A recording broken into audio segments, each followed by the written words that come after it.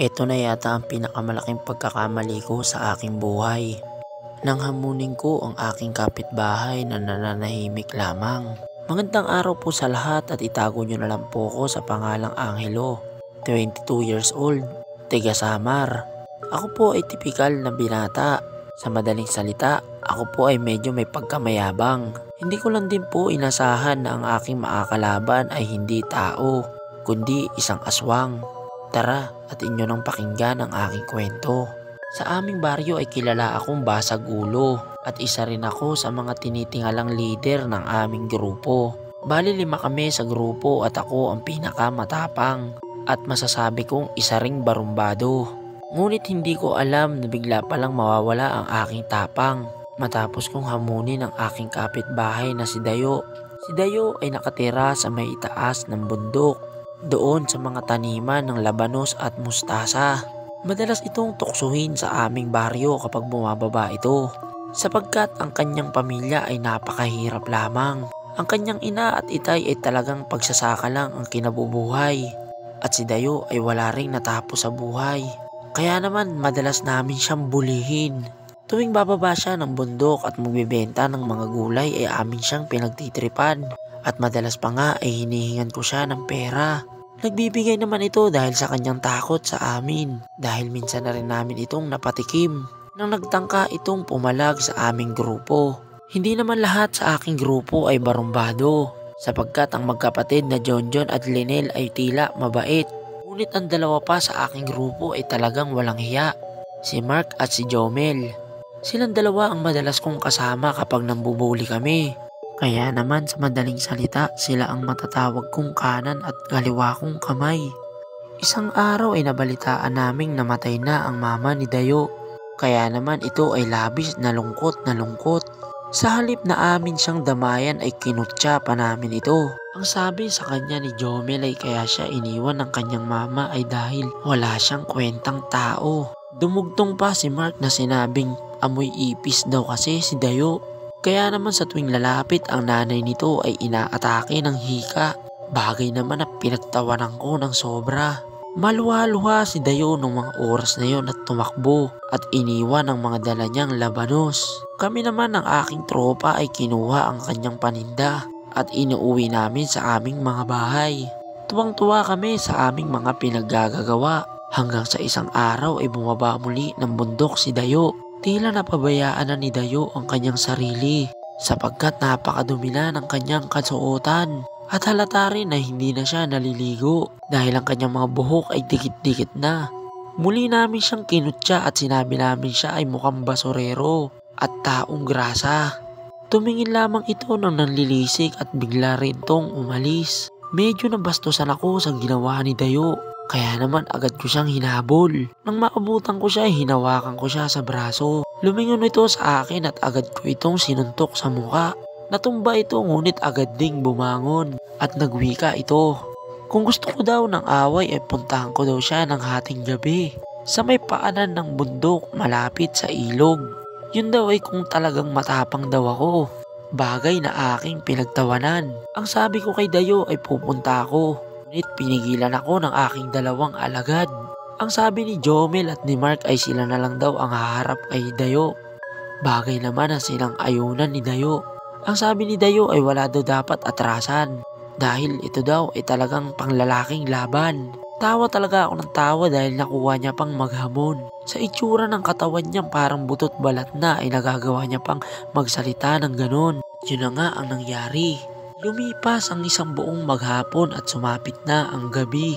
Hindi na nagpaalam ang dalawa kong alagad at dumiretso na sa napag-usapang lugar. Hinintay ko sila ng mga 1 oras ngunit wala talagang dumarating. At naisip ko na lamang baka pinagtitripan lang kami ni Dayo at kasabwat niya sila Jomel. Kaya naman sa inis ko ay inuwian ko na lamang sila. Mabilis lumipas ang hating gabi at nagising na ako ng umaga. Wala pa rin akong balita kila Jomel at Mark. Ang akala ko tuloy ay napahamak na ang dalawa.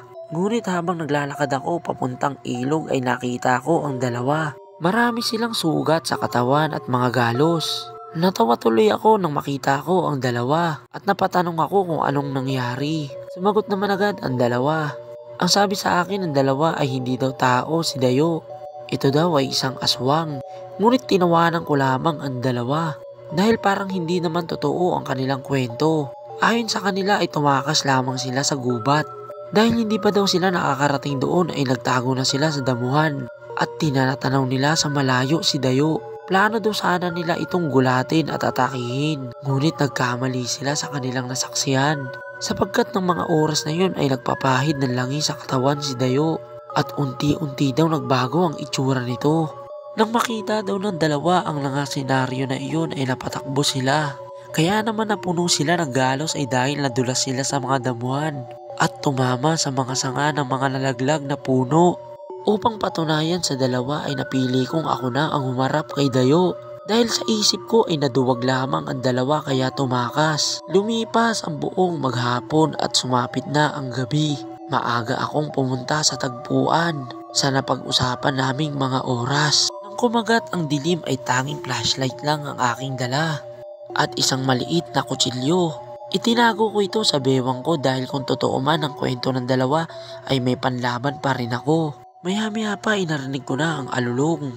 Hindi ito galing sa isang aso ngunit parang galing ito sa isang tao. Lumingon-lingon ako sa paligid at maya-maya pa ay nawala na ang alulong. Pinakiramdaman ko ang paligid at narinig ko na nagkakaluskusan ng mga dahon sa aking paligid. Meron din ako nararamdaman na tumatalon sa puno hanggang mga ilang sandali pa ang lumipas. Merong bumagsak sa aking likuran. Agad ko itong inundayan ng saksak at narinig kong umungol ito. At sa aking paglingon ay laking gulat ko. Totoo ngang si Dayo ang aswang. Agad ako napatakbo sa takot dahil hindi ko mawari kung anong itsura ang nasa harapan ko.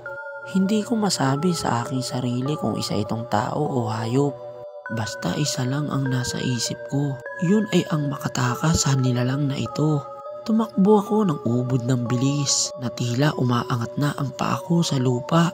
Nararamdaman ko pa rin hinahabol ako ni Dayo at tila tuwang-tuwa ito sa kanyang ginagawa. Nang makalabas ako sa paanan ng bundok ay tumakbo talaga ako ng matulin hanggang sa makauwi ako ng aming bahay. Binuksan ng nanay ko ang pintuan at tila takot na takot talaga ako. Sa sobrang takot ko ay napaihi na pala ako sa aking pantalon. Kinakausap ako ng aking magulang at tila isa lang ang aking nasambit. Ma, may aswang sa labas, bagay na aking ikinakatakot. Agad namang lumabas ang aking mga magulang. May dala silang asin at ihinagis sa aming bubungan habang nagmumura ang aking tatay. Maya-maya pa ay naramdaman kong may tumalon sa bubong at narinig kong palayo na ng palayo ang tunog. Sa palagay ko ay umalis na ang aswang, ngunit nagkamali ako.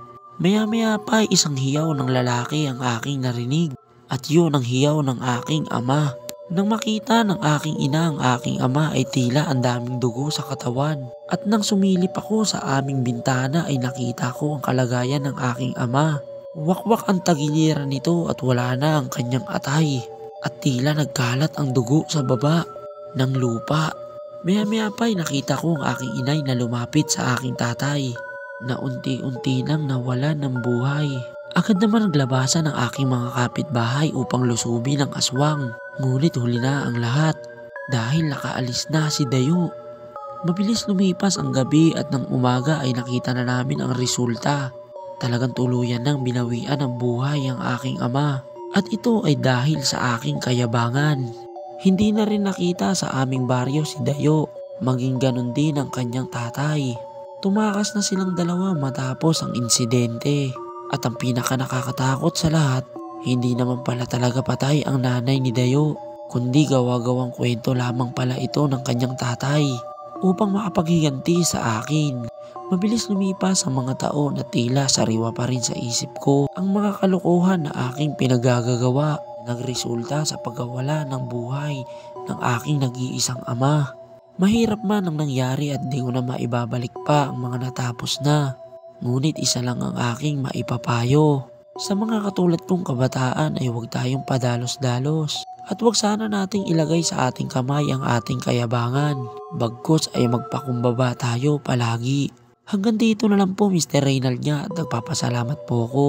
Dahil po sa inyo ay nabasa ang aking kwento.